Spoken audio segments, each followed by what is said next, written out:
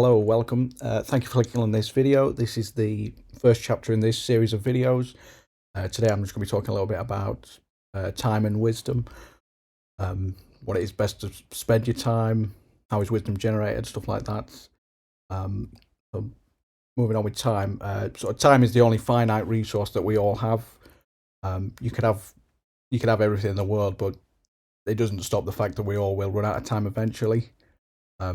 So that's why I always try and say spend it wisely, learning from times you've potentially wasted time and how you can save time in the future, just sort of weighing up the pros and cons.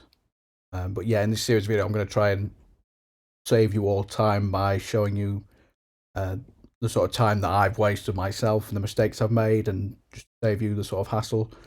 And hopefully we can learn from each other, I suppose. But yeah, wisdom. I'm going to be using some of those Google AI generated things, but this is the only useful thing I've seen for AI so far. Sometimes they're a bit stupid, but on the whole, they're pretty much. Some of the sources you can see with the link with the the chain. Sometimes it's best to, well, especially if it's like a science thing. It is good to check those because sometimes it can link to like a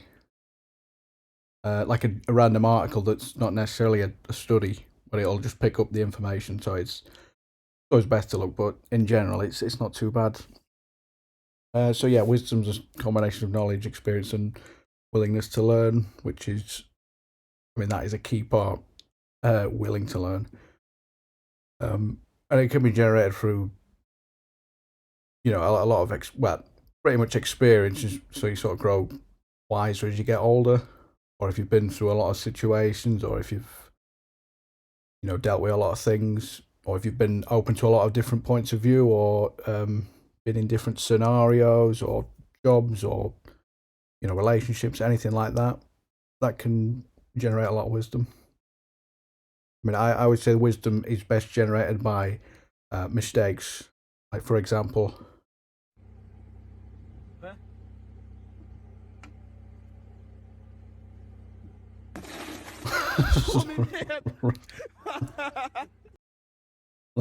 that is a perfect example of wisdom. So now you all know not to do that in a car door, or if you're going to do it, at least do it somewhat better than that. Okay, so the more mistakes you make, the more potential you have to learn. But obviously, you still have to apply it. I mean, it's okay to keep making the same mistake in some scenarios. But yeah, you still have to sort of put in the, look at the mistake and how you can learn from it. If you just keep making mistakes and not learning, then you're not going to sort of generate wisdom. Yeah, like I say, willingness to learn is a key component from experience. Willingness to learn is a choice. So yeah, if you're more sort of open-minded, you could probably be more accustomed to learning and also admitting when you're wrong. That is also a crucial part, in my opinion. Being able to admit your mistakes, even if it's big or small, really. I think that is a crucial thing. We're just going to end off with some, like I said, this part of got a lot of screenshots in these slides videos, so I've just picked out some ones that have sort of inspiring, basically. But yeah, no amount of wealth can buy a lost time. Which is why when you, I don't know, the sort of people at the higher up, of society, at the top, like 1% and whatnot, they have time, really. They have, the wealth allows time because, well, time is the closest thing. Well, when they say time is money, money is the closest thing we have in exchange for time. I mean, that's why we get paid to do jobs and stuff like that. Because if I don't want to empty my bins, so we pay someone, to take the bins away because I don't want to drive to a landfill or something like that. I know it's a bit more complicated than that, but we pay people to do jobs that we don't want to do, so we can do the things with our time that we want to do. And money is that currency that it's the closest thing we have to time. The trouble comes when more people have a lot of money, and then they can use that for more time. But even if you've got, like I say, even if you've got all the money in the world, it doesn't give you any more time necessarily in the long run.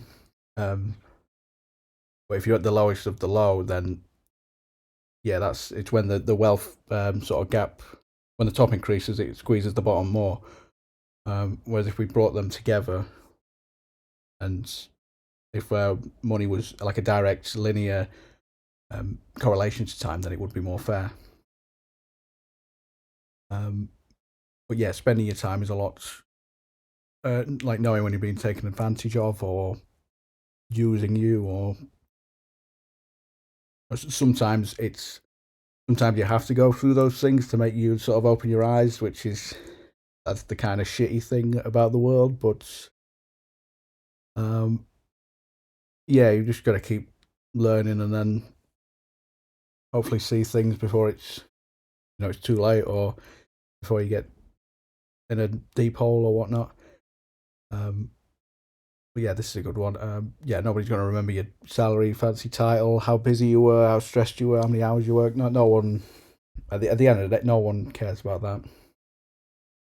It's only you that cares. Well, someone who boasts about them. It's only them that really cares about that. But yeah, people will remember the time you spent with them, how you made them feel, welcoming, friendly. If you kept your promises, if you were there for them. Very true. But yeah, make sure you spend time with your pets and loved ones while you still can. If you're coming from the first video, that was sort of mentioned in there.